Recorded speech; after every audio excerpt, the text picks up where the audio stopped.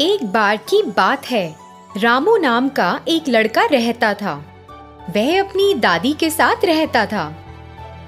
क्योंकि रामू के पास उसके माता पिता नहीं थे, इसलिए उसकी दादी ने उसे बहुत लाड प्यार दिया।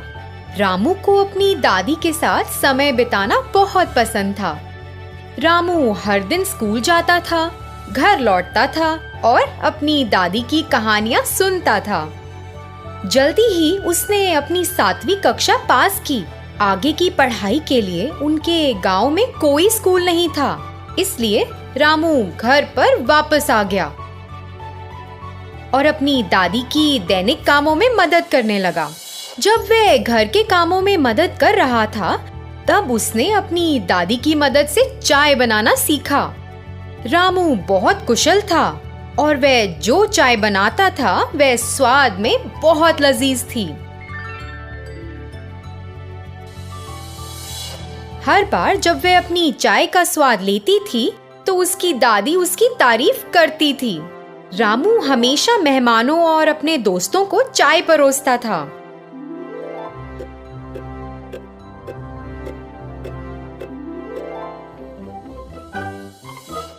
एक बार उसके अंकल दिवाकर ने कहा, आहा रामू, तुम्हारे हाथों में एक जादू है। क्या चाय है! यह सच में बहुत स्वादिष्ट है। धन्यवाद अंकल, मुझे खुशी है कि आपको मेरी चाय पसंद आई। मेरी चाय का स्वाद चखने वाले सभी लोगों ने मेरी बहुत तारीफ की है। रामू, तुम बाजार में हमारे गांव के लोगों के लिए अपनी चाय क्यों नहीं बेचते? मुझे यकीन है कि तुम इससे कुछ पैसे कमा सकते हो। रामू ने उनका सुझाव लिया और गांव में बेचने के लिए चाय बनाई। सभी को चाय का स्वाद बहुत पसंद आने लगा और यह बात पूरे गांव में फैल गई।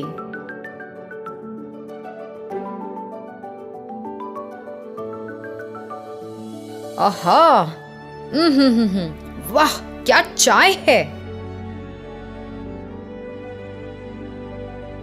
ग्राम प्रधान ने रामू के इस हुनर के बारे में सुना और उन्होंने रामू को मिलने के लिए कहा। रामू, तुम्हारे हाथों में एक जादू है। तुम्हारी चाय कमाल की है। जी शुक्रिया, मुझे बहुत खुशी है कि आपको मेरी चाय पसंद आई। रामू, अपने भविष्य के बारे में सोचो। अब तुम बच्चे नहीं हो। अब जब तुमने चाय बनाने में महारत हासिल कर ली है, तो तुम शहर में अपनी चाय बनाने क्यों नहीं जाते? शहर के लोगों को भी अपनी चाय का स्वाद लेने दो और मुझे यकीन है कि शहर के लोग तुम्हारी चाय को बहुत पसंद करेंगे और तुम इससे अच्छा पैसा कमा सकते हो। रामू ने प्रधान के शब्दों के बारे में सोचा और उसे लगा कि यह करना सही है। मैं आपसे सहमत हूँ। आप पूरी तरह ठीक हो, लेकिन मुझे नहीं लगता कि मैं तुरंत शहर जा सकता हूँ। अरे रामू बेटा, तुम इसकी चिंता ना करो। मैं अभी के लिए खर्चा संभाल लूंगा। पैसे ले लो और तुरंत शहर जाओ। रामू गांव के मुखिया से सहमत हो गया। अपने पैसे लेकर शहर चला गया।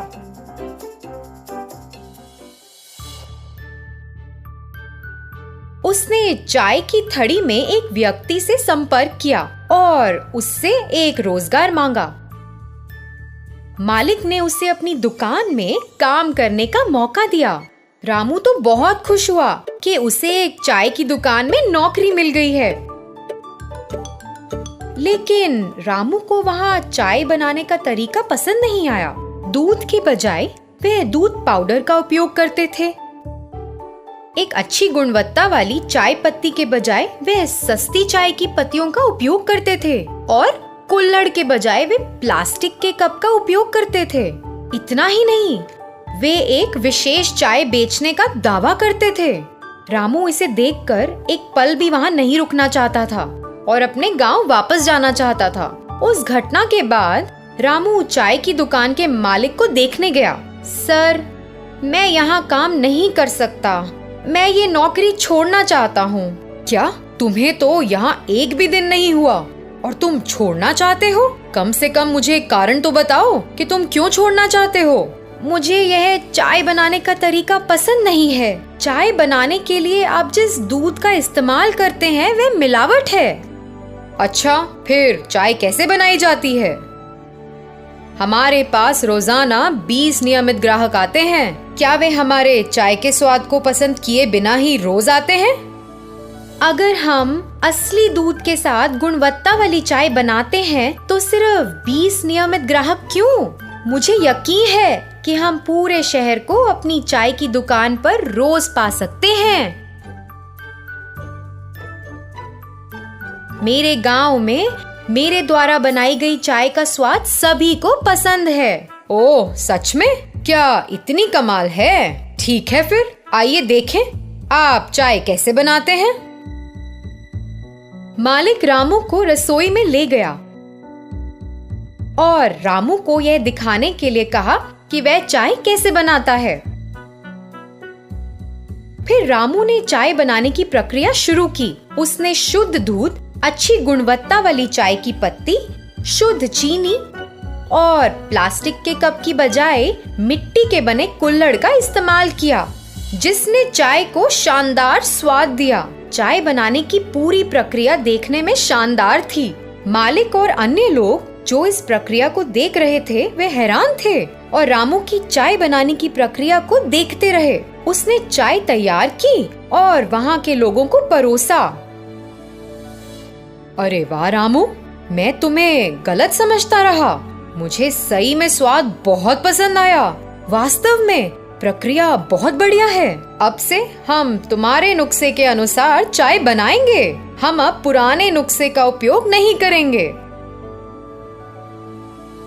तब से मालिक ने चाय बनाने के लिए रामू के तरीके का इस्तेमाल किया। लोग चाय की दुकान पर रोज जाने लगे। चाय का स्वाद लेने के लिए अपनी बारी का इंतजार करते थे और दुकान में खड़े होने की भी जगह नहीं थी। पहले से भी अधिक मुनाफा किया। रामू को एक अच्छा नाम मिला। उसके कौशल को पहचाना गया और लोगों ने उसके हाथों में जादू और उसकी चाय के दिव्य स्वाद के लिए उसकी सराहना की। रामू को शहर में एक अच्छा नाम मिला और वह अपने गांव लौट आया। उसकी दादी को उस पर बहुत गर्व था और वे दोनों गांव के मुखिया को देखने गए और उनका आशीर्वाद लेने गए। रामू ने मुखिया से लिया पैसा वापस कर दिया। मुखिया को रामू पर बहुत गर्व था और उसकी कड़ी मेहनत के लिए उसकी सराहना की। रामू को ग्रामीणों के सामने सम्मानित किया गया और जमींदार ने उसकी सफलता की कहानी सभी ग्रामीणों को सुनाई। रामू ने गांव के कई युवा बेरोजगारों को प्रेरित किया। सभी ने रामू से प्रेरित होकर अपने लक्ष्य के प्रति मेहनत करना शुरू किया। किसी ने भी गांव में गरीबी या बेरोजगारी नहीं देखी।